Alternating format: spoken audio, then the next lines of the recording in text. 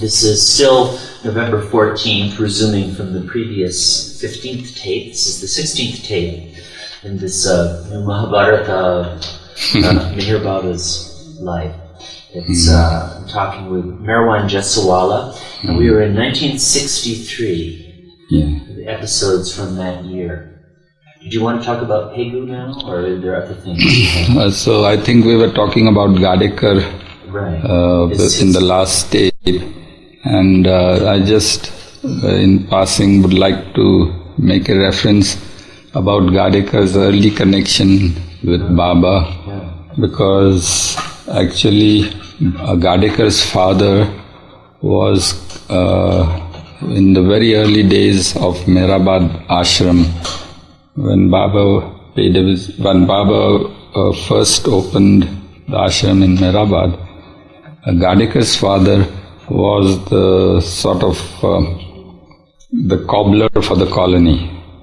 And was he from Erangown, his father, or no? I think so, probably local, or from Ahmednagar, probably, from the poorer sections of the city. And he would stitch all the shoes and chappals for the boys and the ashram inmates. And his crowning achievement, of course, was his stitching the chappal for Baba, which Baba wore for many years together. It's the relic with Baba's Kamli coat, which is now in the museum. So he would, it would be all leather stitching. Even the stitches were made from cow hide. There wouldn't be thread used at that time. So, and each stitch when he would take, he would repeat the Lord's name. And he had great love for Baba, and possibly because of that, or whatever other connection he might have. So Baba wore those sandals, and then when they got torn, had them patched up several times. So there are more patches now visible, and hardly any of the original sandals appears to us. So this was Gadekar's father. And of course Gadekar was a small child then. Then he grew up, he was there, and then he married. And there was a little tragedy in his life. His earlier marriage was not very happy, and his wife had an unnatural death. She ended her life. She was, I think, mentally depressed, or something was wrong with her. And it was an unhappy thing. And then I think this was his second marriage to Gunatai, as his wife was known. And she was a real dominating woman. I heard you speaking about that this past weekend. You said it. So, yes. But I think a person who was required for a person like Gadekar, really? Because Gadekar was really like a small child. Although Baba then sent him for higher studies, and eventually even saw to it that he went to England and get his postgraduate degrees there, and he did very well.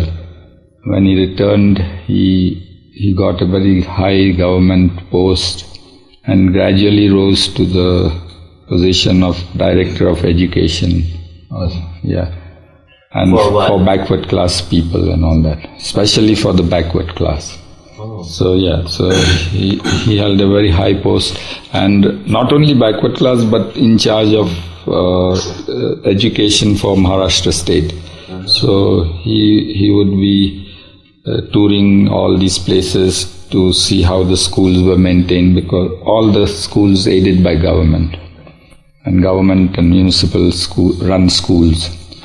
So he was the head of the whole government department. And he was from one of the backward castes himself, right? He was from the cobbler community. Is one of the most backward. They are considered untouchable by the high caste Hindus.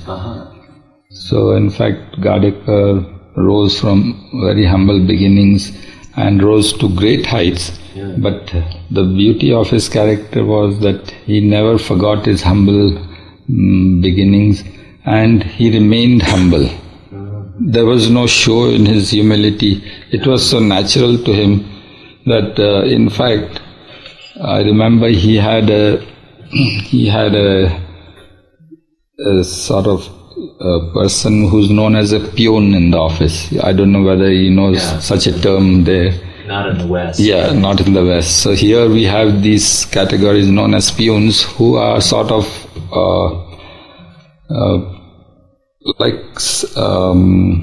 people who are serving as orderlies for these high government officers, and they would carry any odd messages or do any odd work, even come So gopher is sort of... Gopher. Yeah, it doesn't fully capture the sense, but gopher, to go for this, go for that. Yeah, some such thing. And he would also come and work in his house and with domestic help, everything. So his name was Vitthal. Just because his name was Vitthal, so it reminded him of one of Baba's names in his previous incarnation. So he would treat him with great respect, put his hand around his shoulders. As soon as his wife would see this, there would be a great row. Does this behove you to walk like this with a menial person like that? You have no sense in your head. What about your designation? He would forget everything. As soon as his wife started reprimanding, I'm sorry. It was like a small child he would. He was such a person. Very, very nice person. And his love for Baba was unbounded.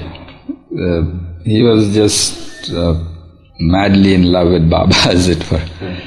So, I'm told of a story when he was the director of education and he had to tour these places. And there was one place, one school in the district of Sholapur, a small village. So he had to tour there, and he was touring the district and visiting a school in a village. And he happened to notice that the schoolmaster had locked up the school and just gone off without informing the authorities about it. And Gadekar went for inspection and he saw this thing had happened. So he came back. Meanwhile, this master came and he was told that this has happened and that he would now be in serious trouble, might even be dismissed for just absconding from duty. So then he was very fearful, and he went to one of his friends and he said, now what should I do, and this has happened. So that man knew about Gadekar's connection with Baba and how so he says there's one way you can wrangle yourself out of the situation. What you should do is that Gadekar will be going by in a tonga from his residence to the office of the headquarters there. So on the roadside you be there, and when he passes, just say Jai Baba to him or some such thing, Avatar Mehr Baba. Let him hear that you know Baba's name. And if you do that, I'm sure he will try to overlook what you have done. It was a serious lapse on his part, mind you. So he said, okay, I'll try to do that. Otherwise, if I am dismissed, I'll go and starve, because you are a poor person. At that time, the scales were very low for these primary teachers in village schools. So then he does this, and when he passes by, he just shouts Avatar Mehr Baba or some such thing, and Gadekar hears this, he immediately stops the Tonga. He says, come here, you know about our Mir Baba? Before that man could say anything, he says, come, climb with me. He's first embraced him on the roadside. He's so happy to have somebody who knows about Baba in this forlorn place. He took him to his office. There everybody was standing to attention, and he takes him by his hand, leads him to, and was talking about Baba and everything, and nothing about what had happened here. And mind you, he said that apart from getting him to any trouble, he talked to him so much about Baba that he began to feel some sort of a attraction for Baba. And after that, of course, Gadekar condoned his lapse. He told him that you shouldn't do that, you will get me into trouble, and some such thing happened. And thereafter, this man became a very ardent Baba lover. Really? So on the excuse of trying to make a ploy of the whole thing, he got hooked, So this is how people come to Baba, If you even try to fool other people in Baba's name, you get trapped. So that is the efficacy of the Lord's name. And the simpleness of this man, I mean, that's from the worldly point of view, he was just being, made a fool of. Yeah, made a fool of. But eventually he had the last laugh. He was instrumental in bringing a soul to Baba, which is a very great thing. So there were numerous such instances of how Gadekar would just forget everything for Baba's sake. And in fact, the second accident that occurred also, it was because of Gadekar's great and love for Baba, and he just couldn't help rushing to where Baba's car was and displeasing Baba inadvertently. Even that could happen, So that is why Baba always tells us that greater than love is obedience. So one has to be very careful about Baba's orders in everything one does. So this was Gadekar. And one of the gems around. One of the gems. And even if people insulted him, my father would call him an ass. Gado is very near to Gadekar. I see. So hot-headed people would get very irritated, annoyed with his simple ways. I can imagine your father would not have a lot of patience with him. But he wouldn't mind anything. Nothing disturbed him, That's a simple thing. He wouldn't get angry. He would just... and Adi would tell me that one of Gadekar's favorite thing was to sit down anywhere. If Baba's some bhajan was going on, he would sit there, even when he's fully dressed and all. When he would get up, his pants would have those bulges, all the creases had gone. And the man has really no sense, I tell you. Adi would get annoyed, Adi Senior. Must have driven his wife crazy. So the wife would harass him like anything, would keep all account of his money, because whenever the pay would come, he would just spend it all out on bhajan and giving prasad and all this. And so the wife took charge of the whole thing, and she was a very firm lady in all that way. So, but she had a responsibility to see to the household and the children growing up and all that. He had a son and a daughter. They also grew up and became well established. The daughter became a big doctor and owned several hospitals here in Bombay. The son is in a big position in the Baroda University. I think he's professor of geology or something. He was sent to the West while Baba was still at Guru Prasad. Do they have interest in Baba? Yeah, they still have, yes. But nothing compared to their father, not that type of.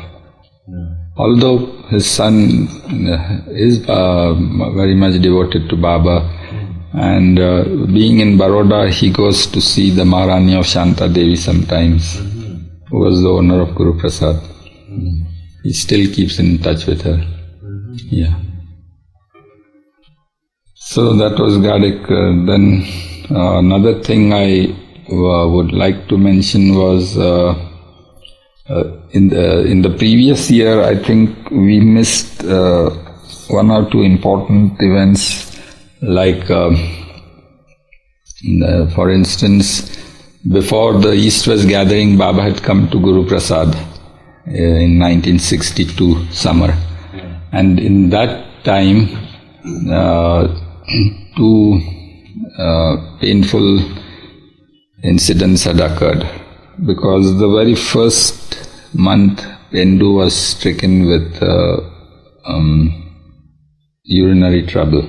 He had this prostate enlargement, and the doctor advised immediate operation.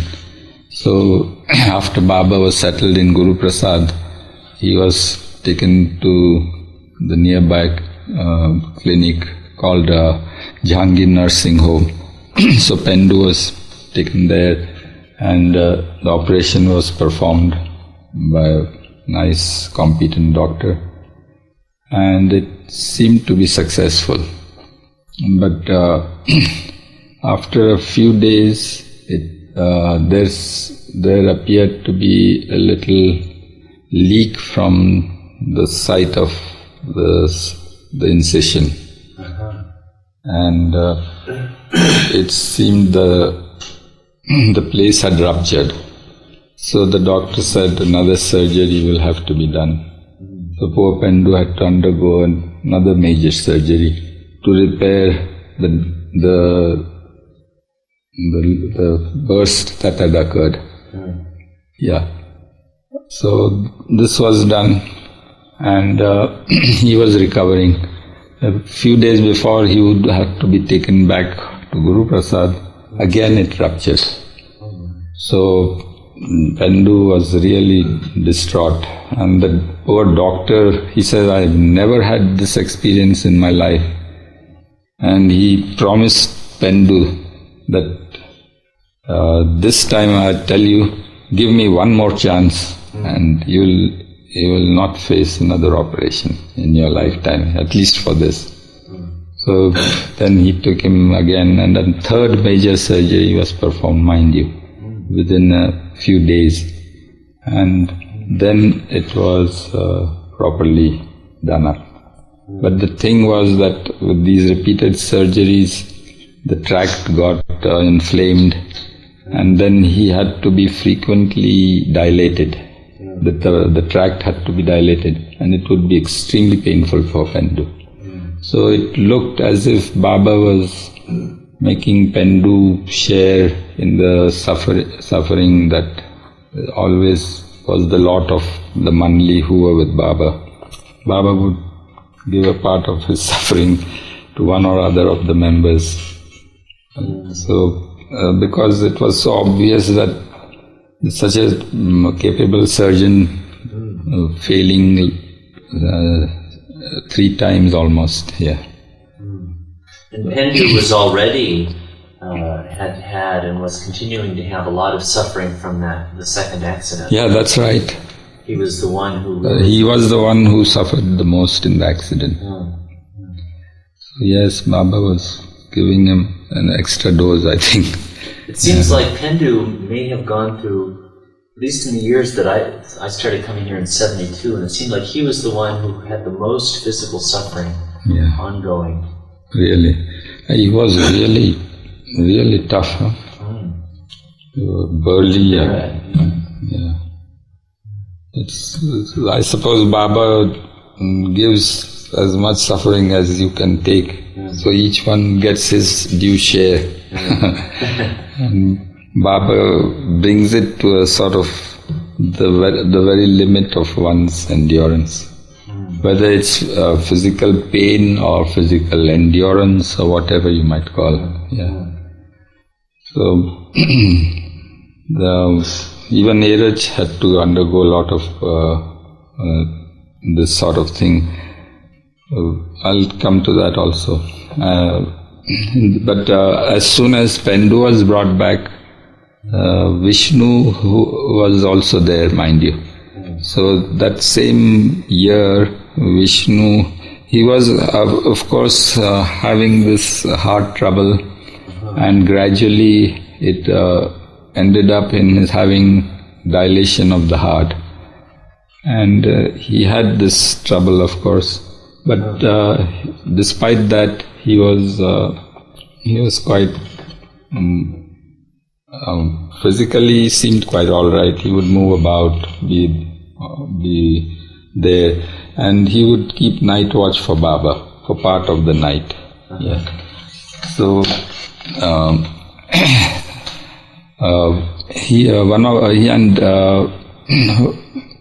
during those months he was not feeling too well, and he would have these uneasy spells of dizziness and nausea and all that.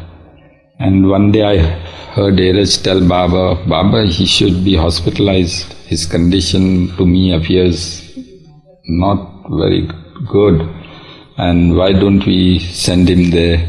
So Baba says, no, that's all right. He's all right. Let him be here. It was just a few days before the end, I tell you. Something to made Neeraj say that. And Baba says, no need for all that. And Baba continued to make him do the night watch and all that. And there was, I remember, a very big program at Guru Prasad that day. And after the program was over and we all returned home, and Neeraj used to be sent home to Bindra House in the nights. So, during the stays, during Baba's stays at Guru Prasad, yes. So Neeraj would actually sleep. Every night Baba would send him to Bindra House. During the day he would go early in the morning, say about 8 o'clock he would be there, and he would be there till about 5 or 5:30 until Baba retired. He would finish his correspondence, everything, and on the way post all the letters, and then come to Guru Prasad, have his dinner there. Come to Guru Prasad? I mean, come to Bindra House, have his dinner there, and then just talk with us, the day's activity or whatever, be with us, spend the evening with us, and then rest for the night at Bindra House. Baba would send him every day. So this was one night when we were all sleeping there in the veranda, and I remember at about 10 in the night, somebody opened our front gate, and I think it was Nerji or somebody who was sent there, and he informed Neeraj that Vishnu had suddenly died, and Baba was asking Neeraj to come to Guru Prasad. So what had happened was that after the program, Vishnu was on watch, and sometimes Baba would want the women to come to his bedroom in the nights also. At that time the watchman would be asked to go out and be there for some time until Baba clapped.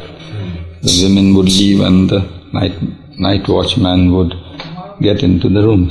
So Vishnu was just outside where Neeraj used to have his office, There was a sort of a sofa come couch. It was a very peculiar sort of a sofa with seating all around, and there was a sort of a main headrest all around, quite tall, and it was supposed to be placed in a particular way in the wall, having a niche like that, you see. So it would fit in there, and you could sit all around, and and rest your head.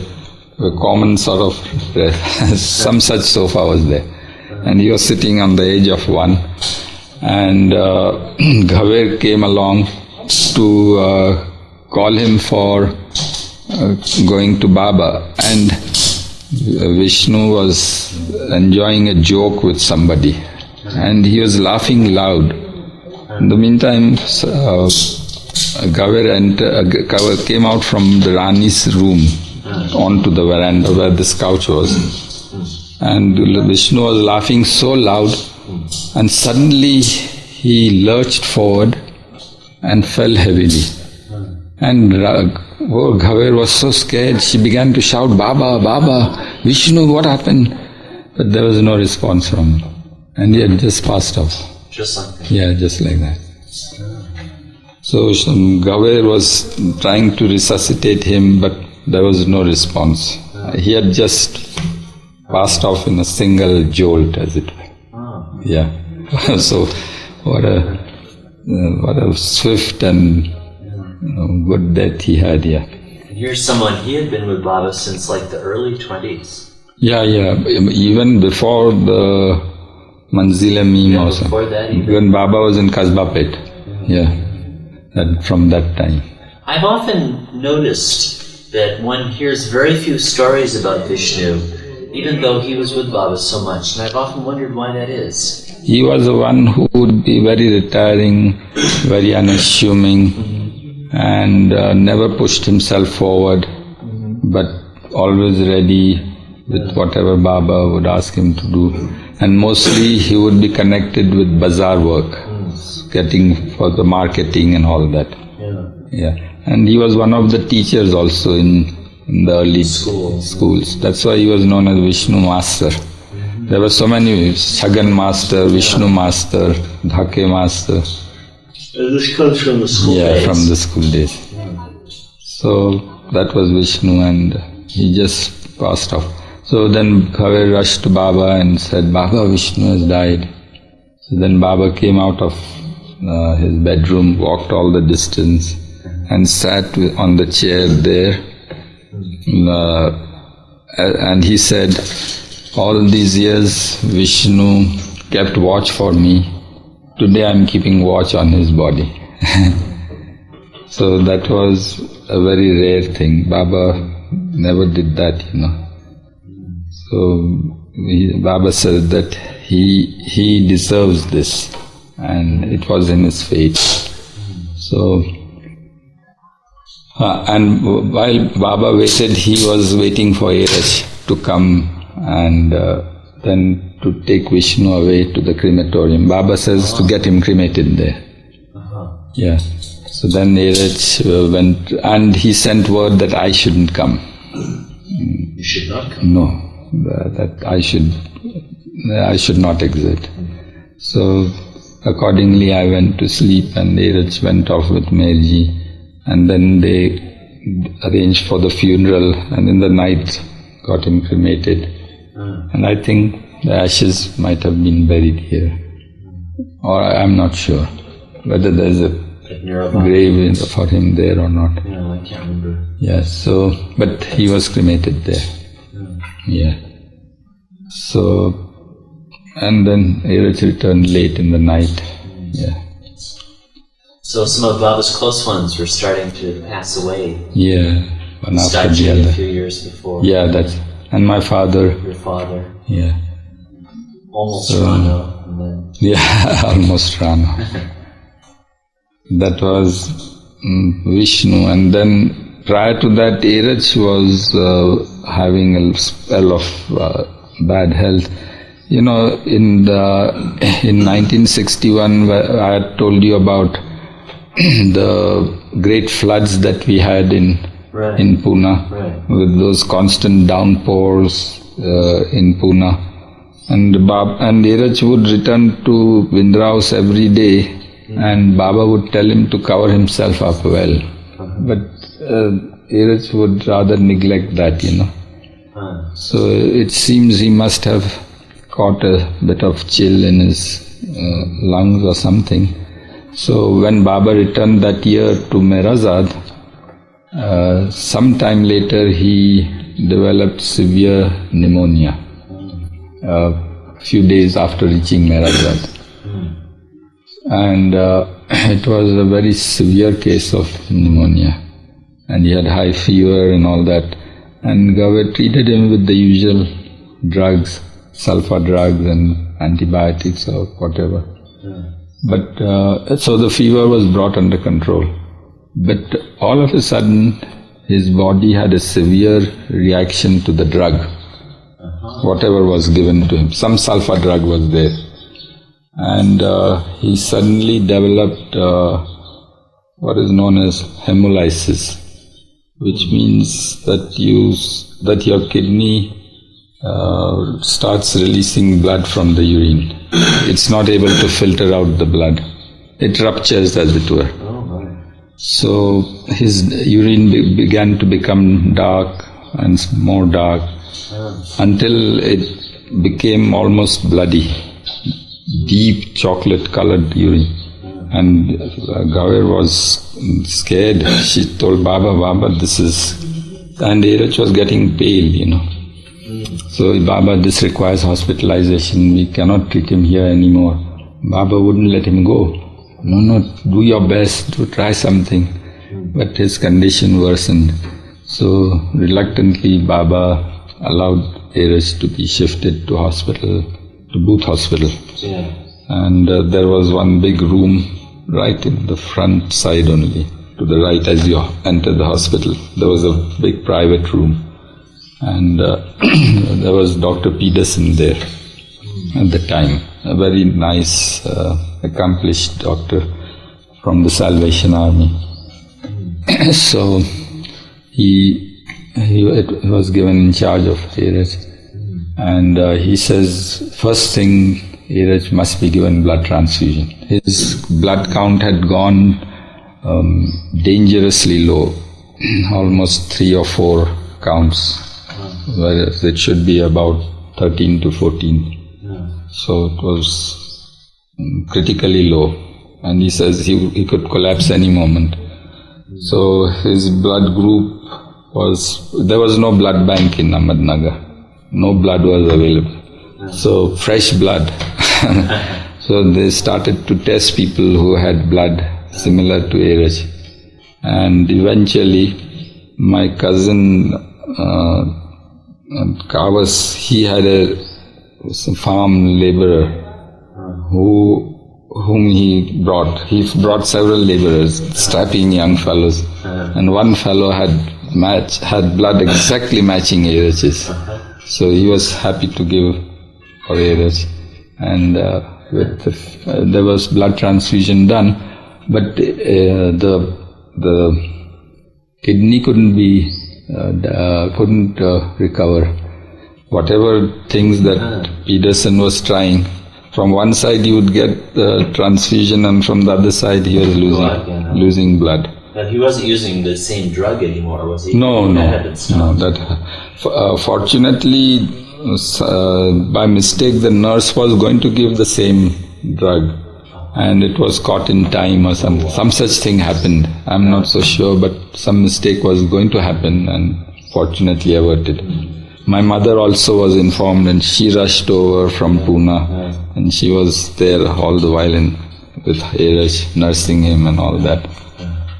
And then Pedersen tells Mama, you pray to your Guru, Meher Baba, and I'll also pray to Jesus, because there's nothing like the power of prayer. These Salvation Army people, their first session, the first thing they do every morning is to start the work with prayers. The whole staff assembles in the compound, and then the doctor comes and he leads a prayer meeting. Then Psalms are read from the Bible, and then they commence work. So it was a very nice atmosphere. Nice thing, yeah. So then he says that I'm trying my level best, but nothing seems to work for Erich. Now I have just one more remedy left, and that is I'm going to give him the ultimate thing, and that is anti-venom viper snake poison. So if I'll inject that, and if that works, I have no other remedy for him left now. And you pray to the Lord and I'll pray. So he goes and really offers prayers. He somehow was very attracted to Erich, Even while Erich was in this condition, he would start talking about Baba and what all this is about. And he was very impressed with Erich. So then he was trying to save Erich in whatever way he could. And so this injection was administered as a last resort, and somehow it worked, and the draining of the blood stopped. And the urine began to get clear, and in a few days it was all over. The crisis had passed. Of course, Baba would pay daily visits to the hospital, sometimes 2 or 3 visits. Despite his seclusion, he would go and see Erich, So it was a very critical time. And so he really was close to... he would have passed away had not this worked. So. But of course, Baba had worked for him. As we sit 33 years later. 61. So is that 33? Yeah, 33 years. Almost to the month, because... November? Yeah. In October, I think, time of his birth, he fell ill. So that was a critical time.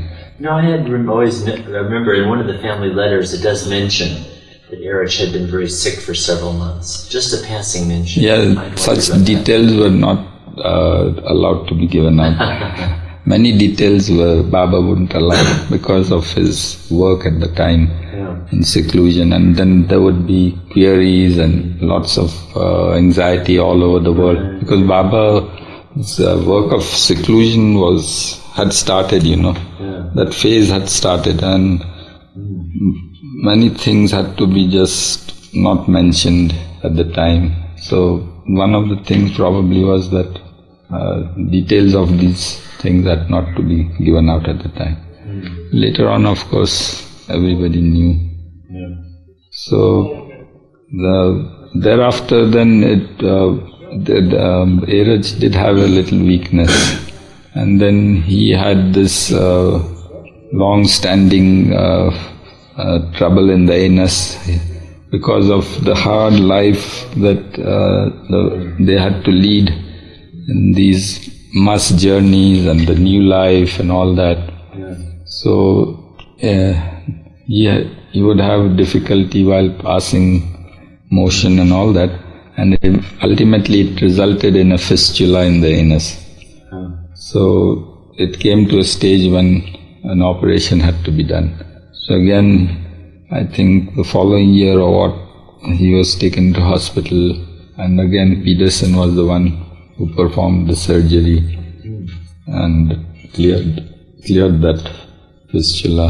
It's a sort of a hole that takes place in the anus due to constant friction or something. So it requires surgical correction. It's a painful process. Then thereafter again he had somehow his tonsils flared up, at this age, mind you.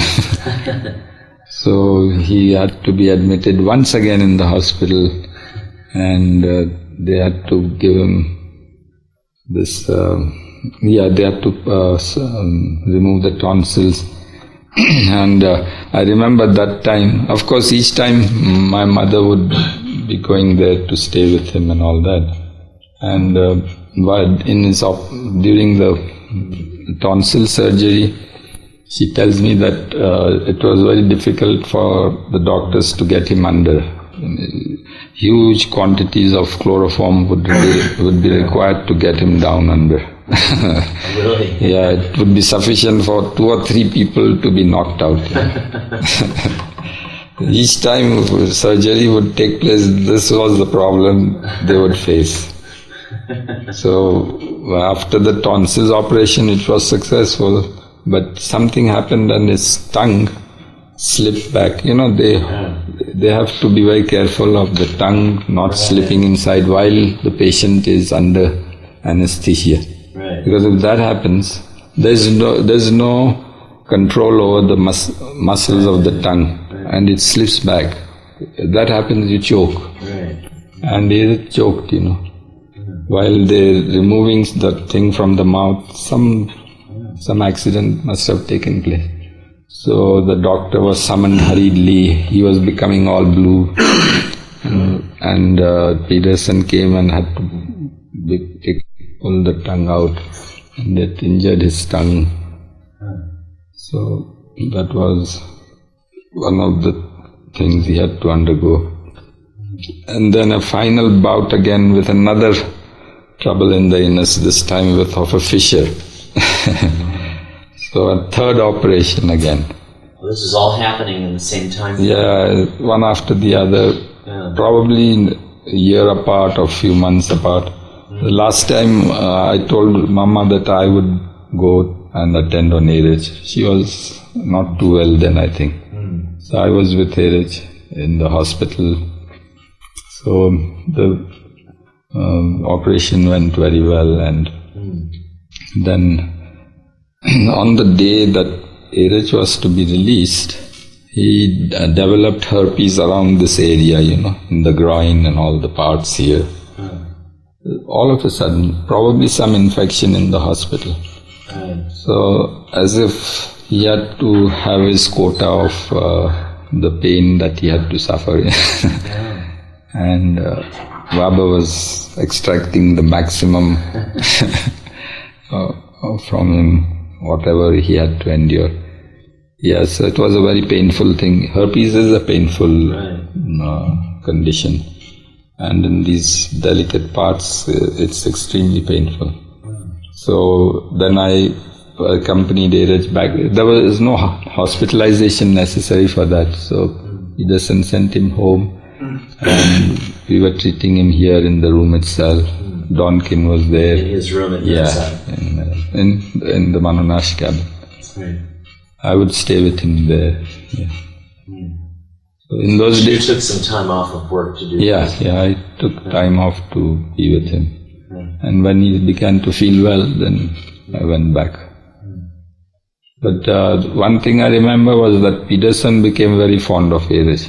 So when the surgery would be over, then for the recovery he would be there. So every day he would come for the rounds. So first thing he would come to Airage's room, and then he would start talking. And Airage would explain all the niceties and of the spiritual path, and he would be very highly interested in all this. And all those doctors would be waiting there, and the matrons and nurses and fidgeting and keep peeping into the room. The whole hospital, it was a big hospital, it's a big hospital, and all the rounds had to be made, and Peterson was forgetting everything. So Airage would remind him, "Doctor, I think it's time you should go for your round." "Oh, that can wait, that can wait." So yeah. Then afterwards, I think he once even came to pay a courtesy call here to see Airage, yeah. And I don't know whether he met Baba or not, but I think he did or something. So he was quite fortunate. What happened to him? Has he died by now? No, then eventually he got transferred back to Australia or something. And another doctor arrived called Brisman. Dr. Brisman. Oh, Brisman. Yeah, he was the one who was there till Baba passed away, you know. He was the one who gave the ambulance and all that. Yeah. So there seems like there was a connection between Baba and Booth Hospital. Yeah. Okay. Even Baba used to go to Booth Hospital when he had this cervical trouble. I think I haven't touched upon that yet, which will come in the next year or something. He had to have his share of all the physical suffering.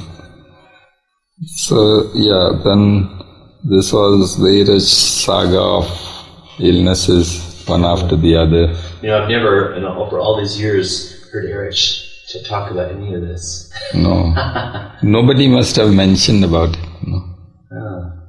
If he's forgotten now, I think, all this. Yeah, he probably has. I too would have forgotten. I think I forgot all this, and then suddenly I remembered these tragic incidents that occurred also. So we had passed off all this, So in any case. When someone like Vishnu died, or someone who was very close, was the absence of that person felt? Well, for some time we would feel, but Baba's activity was so hectic that it would be all forgotten. Nothing would be remembered. Even a very active and very essential person like Chanji, when he died and he was attending to all Baba's correspondence and everything, and I'm sure his absence must have been felt, but somehow Adi was able to take over, and it was a sort of transition which occurred. So someone or the other was there to replace what had been lost. I guess Baba himself was so all-sufficient that somehow the space would be filled up with something. Yeah, that's right. But the Mandli would feel absence. Sometimes they would remember, their colleagues. So we would reminisce sometimes. But Baba's space was so hectic that there would not be much time for all these niceties, So it was a rough and tumble all the while of activity, hectic activity. So no time for sentiments. Absolutely no time. Even when Baba himself passed away, as you must have heard Iraj say, that we had no time for ourselves. It had to be an ongoing process. So now you all thought there would be that time, but it wasn't, didn't happen. No, it just... Witness these very sessions as you're being grilled. That's right. So it's just going on and on and on. Then I think there was one other major illness, and Iraj was again down with a high fever, and it was typhoid.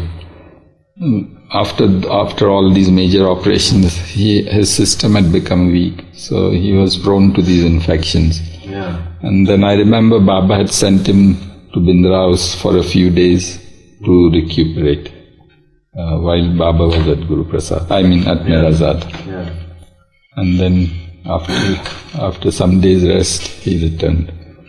But those were the days when he was having all these troubles one after the other. Well, in a way, it's lucky it happened then rather than during the years when Baba was intensively traveling. Oh yes, that's right. That time Iraj was in rugged health, young and energetic. And Baba gave him all the energy, and the other Mandli also. They were all very tough guys, I tell you. One excelling the other. Hard to choose. Real tough characters. Tough physically, mentally, spiritually. Of course, with the toughener all the while at their side. So no place for softness. I guess however tough they were, Baba could crack their nut. Oh yeah, no question about it. Yes, so these incidents were there. I don't know what else I might have missed, but these were glaring things that I recollected during the week last week or so. You mentioned Pegu. Yes. So we were in Guru Prasad. This was 1963, and that was the time when one day suddenly a very beautiful Siamese cat suddenly appeared in Guru Prasad.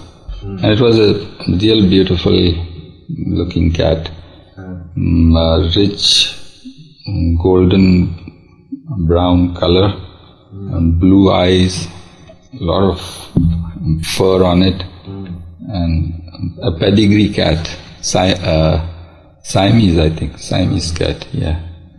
And he looked very, very beautiful, no question. So he suddenly appeared, and Baba was surprised to see a cat there, all of a sudden appearing in the house there. And then, as you know, Baba would always feed these animals so much that more than they could easily take in. That would be Baba's habit with all pets, overfeed any pet. It appears to us, of course, but he was probably giving his prasad to them, what was in their lot. So he became an instant favorite of Baba. So he from that day onwards, he never left Guru Prasad. So they were wondering whose cat it was. And one day the owner appeared. She was a charming young lady called Dolly Didi. Her surname was Didi. She was a Parsi woman married to a Punjabi. So Dolly is a Parsi name, right, and Didi is a Punjabi surname. So it sounds like an odd name. Yeah, Dolly Didi. Actually, in the Hindi language, Didi means elder sister. They call Didi, but her surname was Didi. And she came and she began to inquire, is my cat of this description here? Have you seen such a cat? And they said, yes, he's been here. We don't know whose cat this was. So she says, that's my cat. I have come to take it. Could I take it back? So they said, of course. So she called, and the cat immediately came and purred and all that. So she held her and then took her back. She used to stay across the street a little way down on the opposite side of Guru Prasad. She had a nice big bungalow. Her husband was a building contractor or something, very well to do. So they had a big posh bungalow there. And they could afford such a cat, So she took away the cat. But sure enough, the next day the cat was again at Guru Prasad. So she came back there. She knew now that the cat was only to be found at Guru Prasad. She came there, again took her away. This time she tied him nicely and leashed him like they would a dog, and kept her tied there. But every time, something or the other, he would give the slip and come away. So this happened so often that eventually Dolly got tired and said, well, if the cat wants to stay here, I don't mind, but may I bring food for it so that I can feed it? So Baba gave permission. But she met Baba in the course. So with the excuse of the cat, Dolly Didi started to come to Baba. And she heard about him and she took great interest. And then she had her sister there in the camp area, and they got interested, and so their family started coming for Baba's darshan, and they became Baba lovers. All through Pegu the cat. Brought to Baba by the cat. So the cat had become a permanent resident of Guru Prasad. So early in the morning, as soon as Baba's bedroom door would be opened by the women, the cat was sitting there. And it was the first one who has to be inside. even before Mera could go in. Jump there on Baba's lap, and then Baba would pet it and all that. See how it has attraction for the Lord. Yeah, an animal like that. Yeah. So waiting for Baba's darshan, as it were, early in the morning. And then it would roll at Baba's feet, and Baba would play with his foot and with the cat. So how fortunate that it had the touch of Baba's feet. Yeah. And we see in one of the films. There's a really nice film where the cat looks like he's in ecstasy. Rolling under his feet. He's on his back. And Baba playing with his foot. So a really lucky cat, I tell you. No question about it. So it's so much so that Peggu then began to stay at Guru Prasad even after Baba left Guru Prasad. When he would come to Meherazad, the cat wouldn't leave Guru Prasad. So it would stay the day long there, and the poor Dolly would have to bring food for this cat daily and feed him there. Sometimes I would be there and she would bring this big bowl of fish or something, and he would lap it up and disappear back into Guru Prasad. And the caretaker was still there. Yeah. Somehow got along. Yeah. So that's all he would have with Dolly. Just the food. Then you can go, she would. But she loved the cat so much that she kept on feeding him. Well, it gave her a continuing connection with Guru Prasad all through the year. That's right. What a connection, yeah. So this went on, In one of the visits, I remember that after Baba left Guru Prasad, Baba seemed to remember Peggu quite a lot. He says, I hope Peggu is being properly looked after. And, Khorshid, Khorshid would be there when Baba would leave. And we would be there to close up the place, to clean it up, take away all the utensils and whatever we had brought for Baba's use. So then we would go, and Khorshid would be the last to leave after looking after all Meras and the women's side, their wardrobe and all. So what happened was that by mistake, she locked the cupboard. And what had happened was that Peggu had got into one of the cupboards, and he got locked in.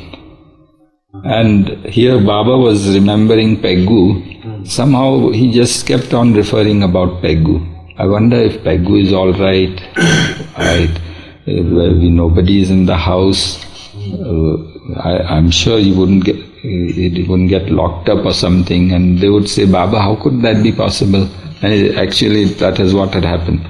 And the cat poor thing, was scratching away. Nobody was listening. Eventually, on the second or third day, Mohite, who is the manager of Guru Prasad, he happened to hear some scratching noise. And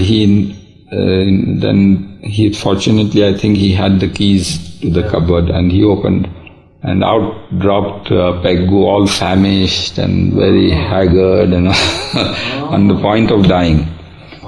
Yeah. So fortunately he was saved, and Baba must be thinking about it because of this. Yeah. So one of the years that happened, and then sometime I think in December 65 or 66, when Baba was in Meherazad, Peggu must have gone for some stroll on the road, and the traffic was daily increasing, So one day he got run over by a big truck or something and was killed on the spot. Finished. When was that? After a couple of years? About 3 years or so. I think in 66. December 66, if I'm not sure. One of those years, when Baba was at Meherazad, and then he was informed about it. So that was all about Peggu. and his owner Dolly Didi. Yeah. Then I wonder if there's any other incident left out. We'll see. Something comes out. Comes to mind. Yeah. And go back again. Yeah.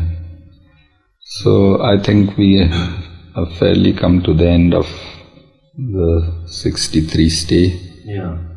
And then Baba... June 30th, I think he left. Yeah. June 30th Baba left Guru Prasad. And Baba came to Meherazad.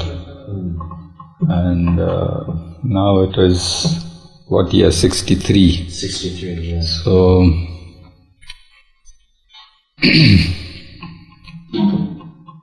I think in, was it 63 or 64? Perhaps in 63, during the middle months, Baba once called Meherji for some work to Meherazad. I'm not sure whether it was 63 or the following year, but I think it was 1963. When was that Qawwali incident you mentioned? I believe that was in October of 1963. Not 64, no? No, Yeah, then it must be 63. Yeah. So before that Qawwali incident, Baba had some work with Meherji. So, and he asked Meherji to bring me along with him. And also I think Dadi was there. Yeah. My cousin Dadi, Kerawala. So I remember Meherji and I and Dadi traveling and coming to Meherazad. And Mummy had given us some packed lunch. So Baba had told us to be here by about 2 o'clock. So we were a little early. So when entering the private road, just at the near the end, we just got down under the tree there and had a little lunch, and just to pass time, not to be too early here. And then we came here, and Baba, then I don't know what transpired. He had some work with Meherji, and then Baba was asking me certain things about the household affairs and all that.